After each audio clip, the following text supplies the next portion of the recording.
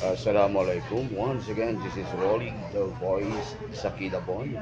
Narito po tayo ngayon sa Jollibee, Walter, sa may bandang labas po. Ayan. At sobrang init ng araw ngayon. That's one of the bad news. Ang dahilan bakit ako lumabas, akala ko po available na po ang mga calendars from the Mercury Drug. Medyo pareho pong binanggit doon sa Walter at saka dyan sa may tropical na hindi pa raw. So babalik po ako siguro mga 2 days or 3 days. Balikan ko po. Pero sisiguraduhin ko po hindi na po tanghaling tapat.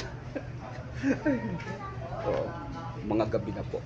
Okay, thank you so much. I love you all. Once again, this is Rolly, the voice sa Kilo po. Ciao.